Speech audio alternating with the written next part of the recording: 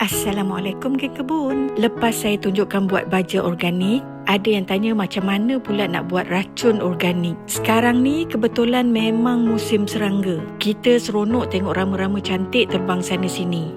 Pada tanaman kita dia bertelur dan jadi ulat. Kali ni saya nak tunjukkan buat racun serangga guna daun betik dan rhizome kunyit. Kalau ada yang kata kami tak ada daun betik Kak Tin, tak apa. Lepas ni saya tunjukkan racun serangga dari cili dan bawang putih. Blender yang saya gunakan ni memang khas untuk kebun. Daun betik tadi saya gunakan selai saja. Kisar bersama beberapa rhizome kunyit.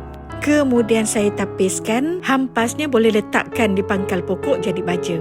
Masukkan bahan yang ditapis tadi ke dalam botol spray. Tambahkan air bersih hingga penuh botol spray. Lebihan racun serangga tadi boleh masukkan dalam botol dan labelkan. Bagi yang kata tak ada daun betik tadi, boleh buat racun serangga organik untuk mengelak serangga merosakkan tanaman kita. Menggunakan 5 atau 6 biji cili api atau cili besar, selabu bawang putih, 1 sudu besar minyak masak, 1 sudu teh pencuci pinggan mangkuk yang akan menjadi pelekat untuk melekatkan racun tadi pada tanaman. Semua bahan tadi dicampurkan dengan 1 liter air dan kisarkan. Tapiskan bahan-bahan yang dah dikisarkan. Dah siap, bolehlah masukkan dalam botol spray dan kita spraykan pada pokok-pokok kita. Selebihnya boleh disimpan dalam botol dan labelkan. Dah siap 2 jenis racun serangga organik kita.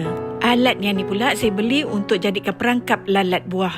Ulat bulu yang berbahaya saya takkan pegang dengan tangan. Ulat pada pokok kunyit ni banyak protein, saya berikan ayam makan. Cara ni cara kami buat racun serangga organik. Dan ada banyak lagi cara yang telah geng kebun kongsikan bersama-sama kita dalam video mereka. Jom kita jaga tanaman kita.